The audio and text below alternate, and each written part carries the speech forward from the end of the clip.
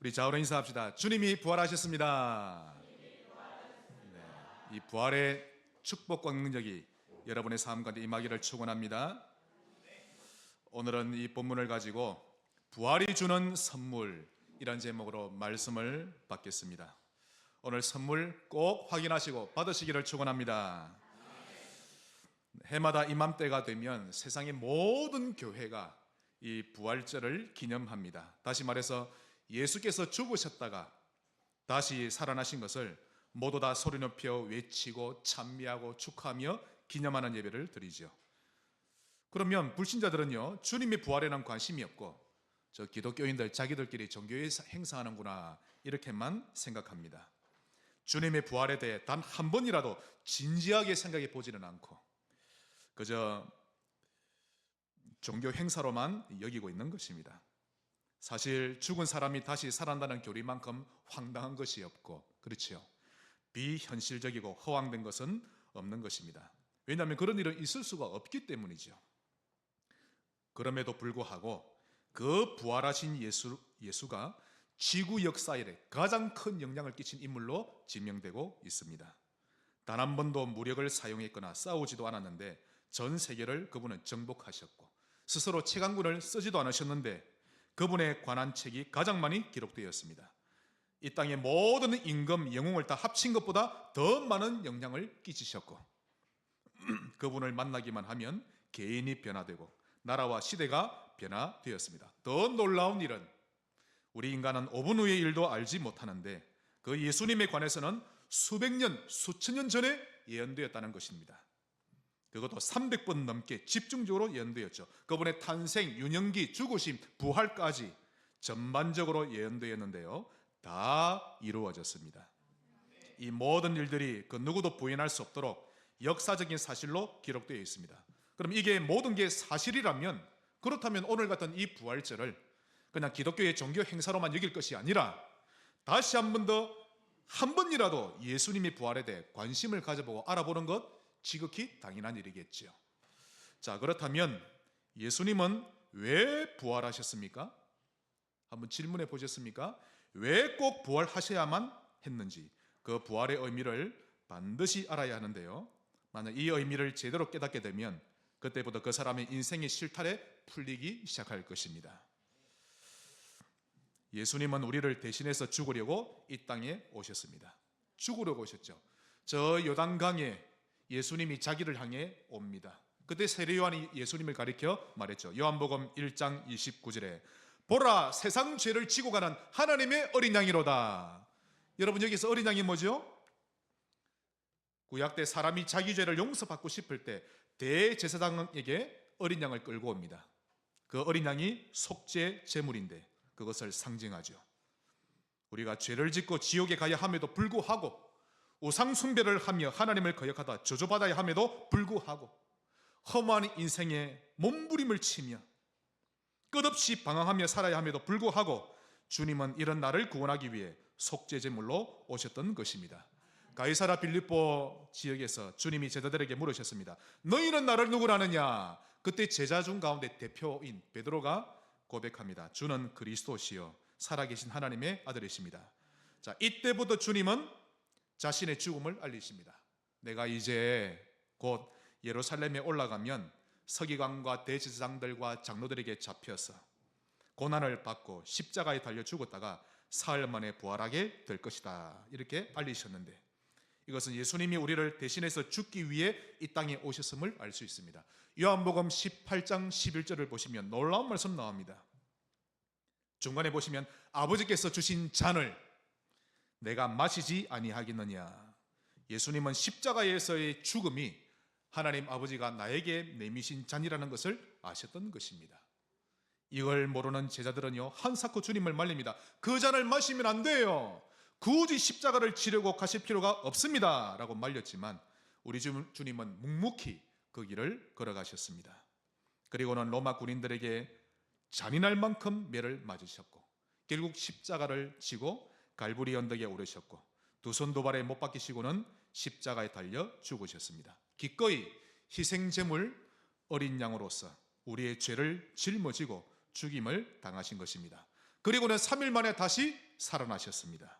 성경에는 기록하기를 사망 권세 깨트리고 죄 권세 깨트리고 지옥 권세 마귀 권세 깨트리고 부활하셨다라고 기록되어 있습니다. 이처럼 주님이 부활하신 것은 우리를 위해 부활하신 것입니다. 그와 동시에 우리에게 놀라운 선물도 주셨는데요, 오늘부터 여러분의 입술에 감사가 회복되시길 바랍니다.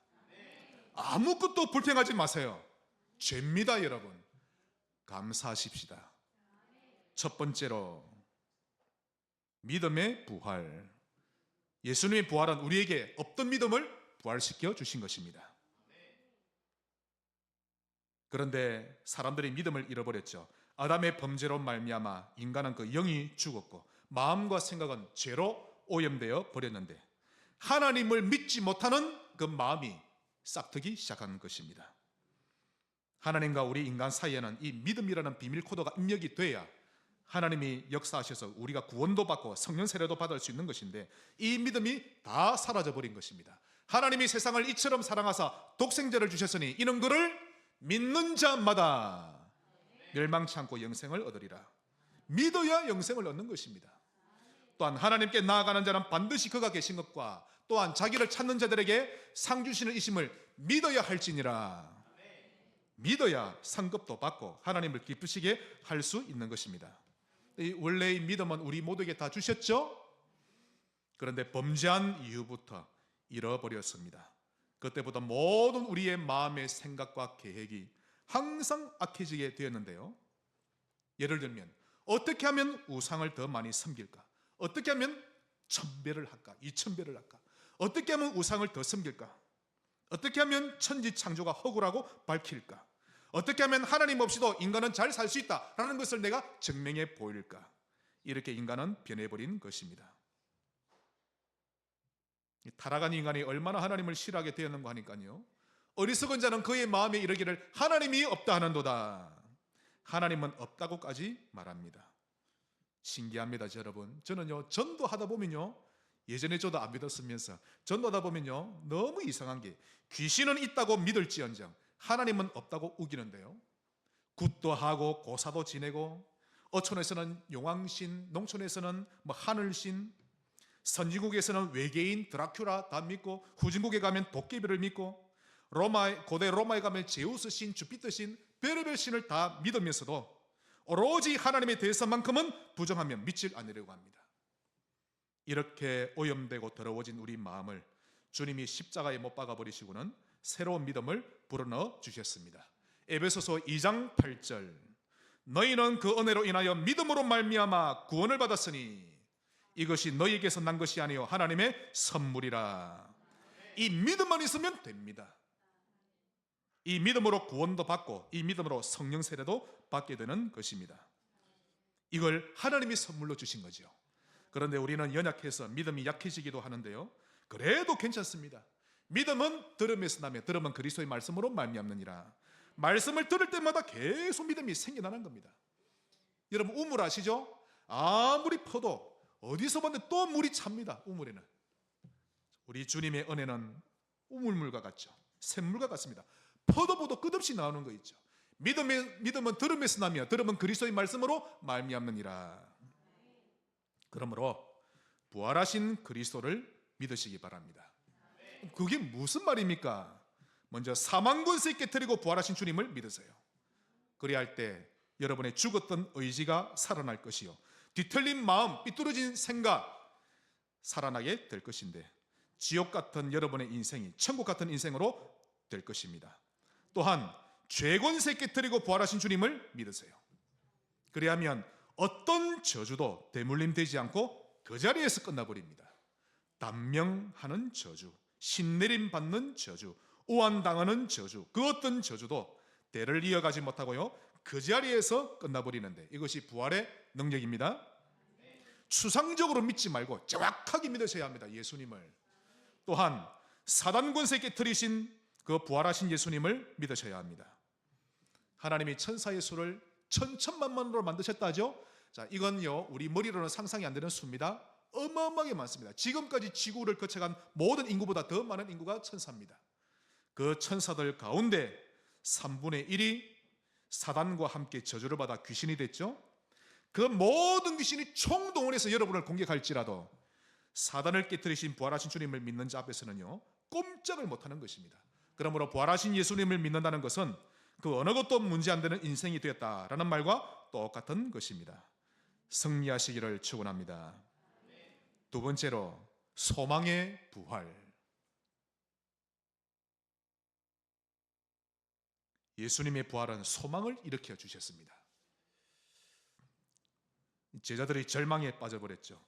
자, 예수님이 십자가에 달리시기 전날 밤, 십자가에는 금요일 날 달리셨습니다. 새벽에. 그 전날 목요일 날 밤에 예수님이 제자들과 함께 마가의 다락방에서 최후의 만찬을 가지셨습니다.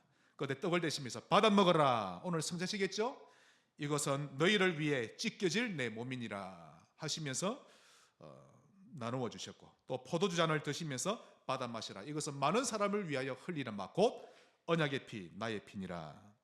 그런데 제자들은 주님이 지금 이걸 왜 하시는지도 의미를 모릅니다. 어리둥절한 가운데 있죠. 그리고 나서 주님이 대야에 물을 떠오시더니 제자들의 발을 일일이 하나씩 다 씻어 주십니다. 그리고는 마지막 설교를 하셨죠. 너희를 영접하는 자는 나를 영접한 것이요 나를 영접한 자는 아버지를 영접한 것이니라. 너희는 서로 사랑하라. 지금 제자들은요, 주님과 함께 있으니까 마냥 싱글벙글입니다. 자기 스승이 자기 발을 씻겨주니까 기분 좋아가지고, 베드로는 양심이 좀 그랬는지 주님 우리가 씻겨드려야 되는데, 아니야 내가 씻겨줄 테니 너희도 서로 발을 씻겨주는 섬기는 자가 되어라. 그런데 이후에 주님이 제자 몇을 데리고 겟세마네 동산에 기도하러 올라가십니다. 거기서 사람들에게 붙잡히셨죠. 그리고는 안나스 가야바 두 대제사장 아닙니까? 그들의 앞마당에서 수염도 뽑히고 온갖 모욕을 당하기 시작합니다. 날이 밝자 빌라도의 뜰에 잡혀가서 심판을 받고 가혹한 채찍을 맞아서 배도 찢겨지고 등도 찢기고 그런 고난을 받으신 후에 벌겨 벗겨지고 머리엔 가시관을 쓰시고 결국 갈보리 언덕에 올라가 십자가에 달려 죽으셨는데, 자, 놀라운 사실, 주님이 아무 힘없이 무능하게 죽으시는 거 있죠. 그걸 본 제자들이 완전히 좌절하고 말았습니다. 철저히 절망했죠. 아니, 하나님의 아들이라 믿었고 그토록 권세와 능력과 위엄이 대단했던 분으로 알고 있었는데 어떻게 저리도 무기력하고 무능력하게 죽을 수 있단 말인가? 우리가 속았구나. 지난 3년 동안 이분에게 홀렸고 속았던 것이구나. 저분이 메시아 그리스도인 줄 알았더니 아니었구나. 그들 마음속에 있던 소망은 온데간데 없이 산산조각 났던 것입니다. 여러분도 큰 문제 당해보세요. 뭐 하나님이 있나? 제가 그랬거든요. 하나님이 있나? 뭐 예수는 그리스도? 당치도 않는 소리. 그러면서 불신앙에 빠졌었죠. 지금 제자들이 보는 앞에서 주님이 죽고 장례까지 치러졌으니 이제는 주님이 없는 현실 세계로 돌아갔는데요. 이제부터는 뭐 어떻게 살아야 될지를 모르겠는 거죠. 모든 소망을 다 잃어버린 것입니다. 그래서 고향으로 돌아갈 자는 돌아갔고 그렇지 않은 제자들은 한 곳에 모여 문을 꽁꽁 걸어 잠그고 벌벌 떨고 있었습니다. 지금 바깥으로 나갈 수 없습니다. 예수 따르던 추종자들 찾느라고 혈안이 되어 있기 때문에 밖으로는 나갈 수가 없죠. 그러니 절망과 좌절만 가득한 분위기였던 것입니다. 그러다 사흘째 되던 날 우리 주님이 부활하셨습니다. 부활하신 주님이 여기저기 나타나기 시작하셨는데요, 살아계신 주님을 보았다는 증인들이 얼마나 많이 생겨난지 모릅니다. 한 번 나타나시고 두 번 나타나시고 세 번 나타나시고 네 번, 다섯 번, 여섯 번, 일곱 번, 여덟 번, 아홉 번, 10번. 그러니 아무리 부인하려고 해도 부인할 수가 없었습니다. 주님을 두 눈으로 똑똑히 보았고 귀로도 듣고 못자국 난 것을 손으로 만져보고 그분과 한자리에서 음식도 같이 먹고 그분의 채취를 맡아보고 그분의 영광을 직접 바라보고 하는 중에 절대 절망이 절대 소망으로 완전히 바뀌어버린 것입니다. 부활하신 주님이 제자들에게 소망을 부활시켜 주셨죠. 그러므로 부활하신 주님을 만나면 만날수록 그 사람에게는 소망이 넘쳐나는 것입니다. 그래서 여러분, 이 예수님의 제자들의 순교는요 남다릅니다. 지금도 주님을 믿다가 순교하는 사람들 많습니다만 이 제자들의 순교는 좀 의미가 깊습니다. 왜냐하면 예수님을 버리고 철저히 절망 가운데 빠져버렸었기 때문에, 그러다가 부활하신 주님을 본 이후로 완전한 소망을 회복했기 때문이죠. 절망이 큰 만큼 소망도 큰 법인 것입니다. 그들은 주님이 고난당하시고 십자가에 달리신 것을 직접 본 자들입니다. 그 광경이 너무 처참해서 믿음이 뿌리채 흔들렸었는데, 완전한 절망 가운데 빠졌었는데, 부활하신 주님을 만나고 흔들릴 수도 없는 그 증거 앞에 그들의 믿음은 살아났던 것입니다. 희망이 쏟는데요, 아침 햇살이 쫙 비칠 때 보십시오. 그때 아침 햇살처럼 희망이 솟아나는 것입니다. 그러니 그들은 결국 변화되었고 숭배하는 자리까지 기꺼이 갈 수 있었던 것입니다. 그래서 이 주님의 부활을 부인하는 자들에게 어느 학자가 외칩니다. 이 세상 그 어디에도 자기 스승이 죽고 살아나지 못했는데 자기 목숨을 걸면서까지 스승이 부활했다고 거짓 증언하는 사람 나는 아직까지 한 명도 못 봤다. 그렇게 말했죠. 뭐 한두 명 정도야 그럴 수 있겠지만 모든 제자가 대부분 그렇게 자기 목숨을 내놓았다는 것은 지금까지 그런 일이 없었다고 주장했던 것입니다. 사실 주님의 제자들만 목숨을 걸었던 게 아니죠.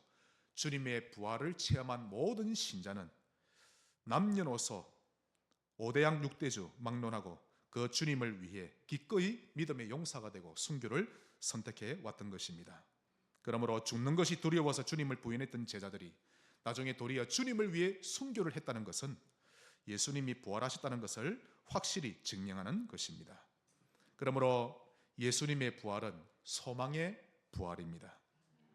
잃어버린 소망을 도로 찾게 해주신 부활이죠. 여러분, 소망을 갖지 못하면 인생 재미없습니다. 당장 내일도 재미가 없고 내 미래는 보이지도 않고 자살밖에 없죠. 반드시 부활하신 주님 만나셔야 합니다. 어떤 종교도 그 종교 창설자가 죽었다가 부활했다는 종교 없습니다. 이 말은 사망 권세를 이긴 자는 이 땅에 아무도 없다라는 것을 증명하는 것입니다. 어떤 칼럼에 실린 내용인데요, 한 마을에 꽃을 파는 할머니가 있었는데 연세가 많은 분입니다. 그런데 굉장히 어려운 생활을 하고 있었습니다. 얼굴에는 주름이 깊게 파여 있었는데, 그런데 얼굴에는 늘 미소가 떠나질 않는 거 있죠. 환하게 웃습니다. 방글방글하게. 언제 어디서 봐도 항상 웃고 있었습니다. 그래서 사람들이 할머니께 가서 물었습니다. 할머니, 보니까 생활도 곤궁하고 외로우신데 꽃을 팔면서도 항상 웃음을 가지고 계시니 어떻게 그렇게 살 수 있습니까? 그러자 할머니가 웃으면서 말했습니다. 난들 괴로움이 없겠소. 나도 이제 늙어서 자식도 없고 힘도 없어 겨우 꽃을 팔고 있는데 이것도 잘 팔릴 때도 있고 안 팔릴 때도 있고 또 나이를 먹으니 아플 때도 있고 안 아플 때도 있고, 그래도 내가 늘 웃음을 가질 수 있는 것은 예수 그리스도 때문입니다.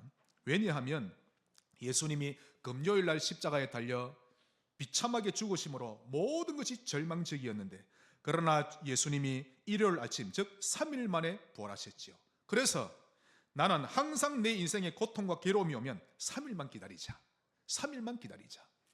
오늘 고통스럽고 힘들어도 3일만 기다리면 예수님이 부활하신 것처럼 내게도 정말 기쁘고 행복한 날이 올 것이라는 것을 내가 믿는다. 그러면서 나는 원망하지 않고 3일만 기다리자. 이렇게 말한다는 것입니다.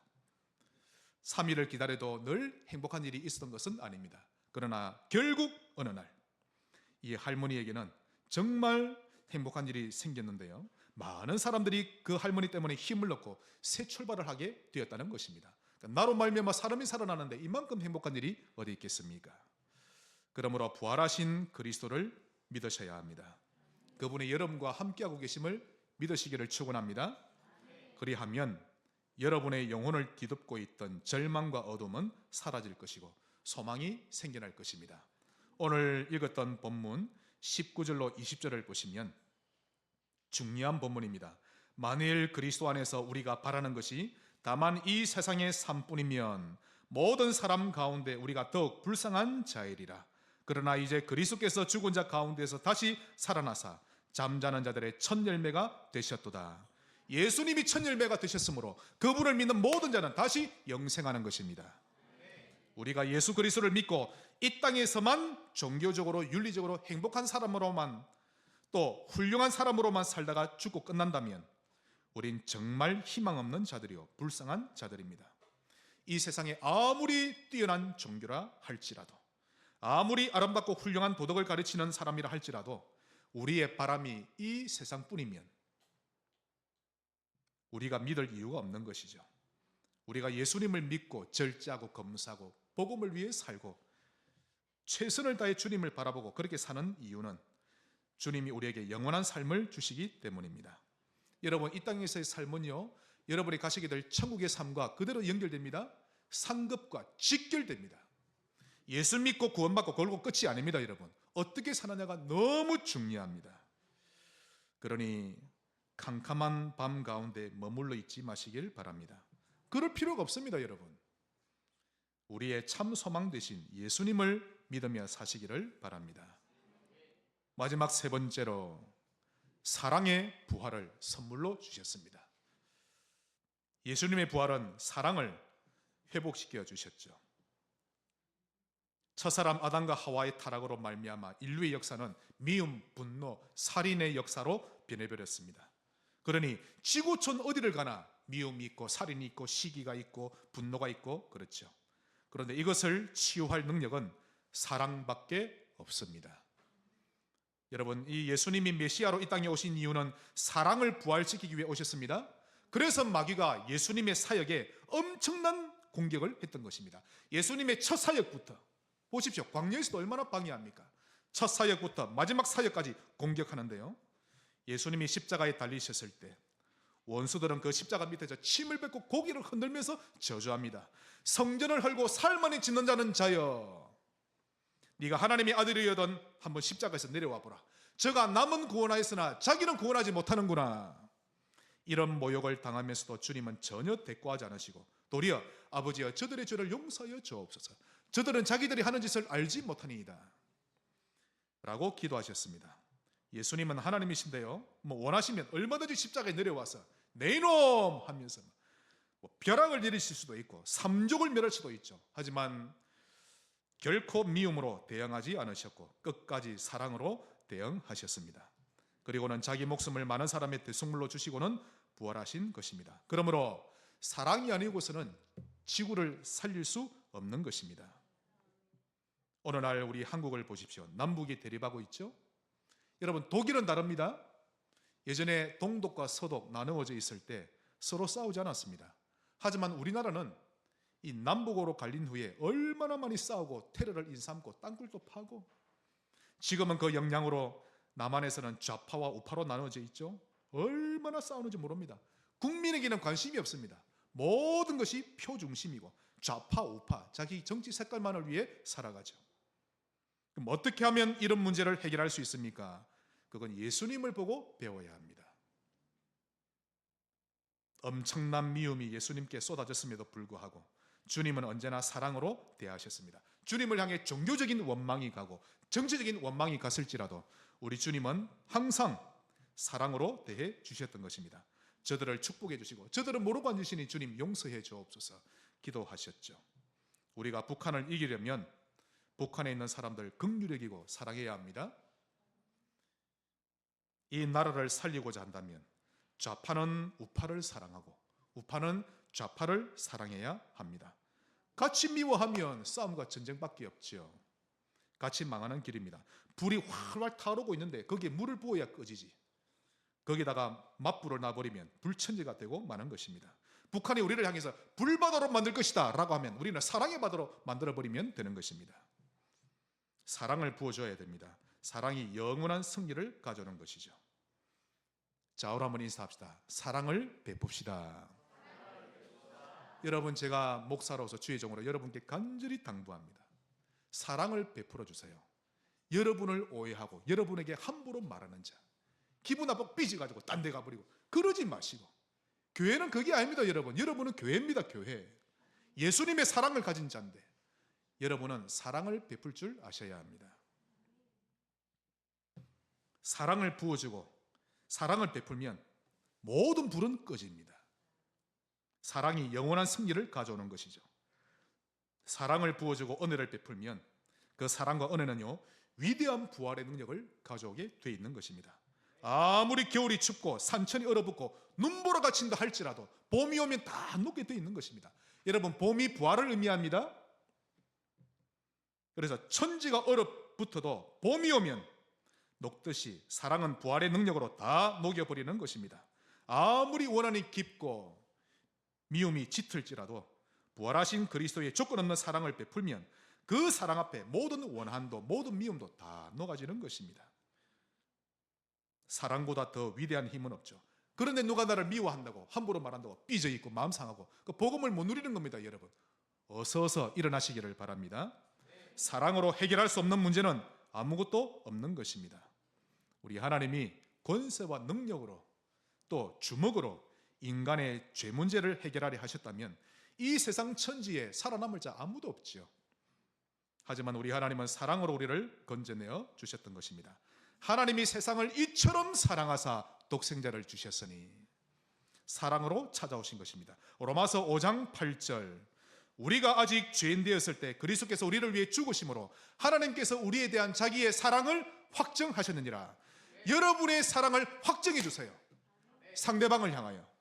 그때 하나님의 사랑 깨닫습니다. 어린아이처럼 남이 나를 미워하는 사람에 대해서 똑같이 맞불을 놓지 말고 사랑을 베풀어 주세요. 그러면 한 산을 넘는 겁니다. 그러므로 예수님의 십자가는 사랑의 십자가요, 예수님의 부활은 사랑의 부활입니다. 그러므로 복음을 받았다고 하면서도 사랑을 실천할 줄 모르면 복음을 못 누리는 신자입니다. 세상의 그 어떤 종교도 예수 그리스도를 따라올 수 없는 것은 예수님은 종교를 주신 것이 아니요 윤리와 도덕만 주신 것이 아니라 사랑을 주기 위해 오신 것입니다. 오늘 예수님의 부활을 여러분의 것으로 누리시기를 주의 이름으로 축원합니다. 말씀의 결론을 맺겠습니다. 미국의 뉴욕은 아주 굉장한 도시입니다. 온 도시가요, 뉴욕 가보셨습니까? 빌딩들로 쫙 늘어서 있습니다. 도쿄도 그렇거든요. 청년들 봤죠? 높은 도쿄 타워에서 완전히 이 건물이 빌딩인데요, 그보다 더한 것이 뉴욕입니다. 완전히 빌딩들로 가득 차 있죠. 그래서 그 도시는 금융, 교육, 문화 전 세계적으로 이 규모가 어마어마한 도시인데요, 그런데 신기하게 그 도시의 한복판을 공원이 가로지르고 있습니다. 그게 뉴욕 센트럴 파크입니다. 진짜 뉴욕 한 도시를 거대하게 가로지르고 있는데요, 그 위에서 내려다보면 이 공원의 면적이 한 도시만큼 되는 것 같아요. 정말 넓습니다. 나무로 가득하고 그 안에는요 다양한 쉼터가 마련되어 있고 운동하는 곳, 또 산책하는 코스 다양하게 이루어져 있습니다. 그 뉴욕 땅값이 세계적으로 1, 2위 아닙니까? 굉장히 비싸죠. 그런데 약 지금으로부터 170년 전에 어떤 한 사람이 이 뉴욕시 안에 공원을 만들어야 한다라고 주장하는 사람이 나왔습니다. 그가 말하기를 지금 이곳에 공원을 만들어 놓지 않으면 향후 100년 지나서는 이 면적만큼의 정신병원이 필요하게 될 것이다 라고 예언하는 거 있죠. 다행스럽게도 이 주장이 받아들여져서 지금 그곳에는 큰 공원이 만들어져 있습니다. 그래서 빌딩 속에서 일을 하고 지친 사람들이 공원에 들어와서 휴식을 취하고 음악을 들으면서 산책을 하기도 하고 또 물가에 발을 담그기도 하는데요, 아주 좋은 쉼터가 되고 있는 것입니다. 여러분의 마음속에 공원이 있어야 합니다. 영혼이 쉴 수 있는 공원, 영혼이 힘을 얻을 수 있는 공원이 있어야 합니다. 마태복음 11장 28절, 수고하고 무거운 짐진 자들아 다 내게로 오라, 내가 너희를 쉬게 하리라. 유튜브가 영혼이 쉬는 쉼터가 아닙니다. 여러분, 밤에 잘 때만큼은 유튜브 보지 맙시다. 영혼이 죽는 겁니다. 여러분, 수고하고 무거운 짐진 자들아 다 내게로 오라, 내가 너희를 쉬게 하리라. 부활하신 예수 그리스도께 나아가셔야 합니다. 그 주님을 만나세요. 그분을 만나야 믿음도 생기고 소망도 사랑도 생기는 것입니다. 이 세 가지는 항상 있어야 하는데 인간이 행복하기 위해서는 절대적으로 있어야 할 필수 영양소인 것입니다. 난 왜 행복하지 않지? 이 세 가지가 부족하기 때문에 그러합니다. 난 왜 이리도 인생이 어렵고 힘들지? 이 세 가지가 채워지지 않아서 그런 것입니다. 부활하신 주님을 통해 쉼을 얻고 힘을 얻는 그런 인생 되시기를 주 예수 이름으로 축원합니다. 사망 권세 깨뜨리신 부활하신 주님을 찬양합니다.